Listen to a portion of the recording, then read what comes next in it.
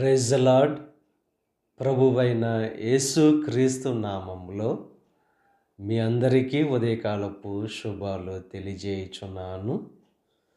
ఈరోజు దేవుడు మనకు అనుగ్రహిస్తున్న అతి శ్రేష్టమైన వాక్యము కీర్తనలు 65వ అధ్యాయము 4వ వచనాన్ని చదువుకుందాము. నీ మందిరములోని మేలు చేత మేము తృప్తి పొందెదము.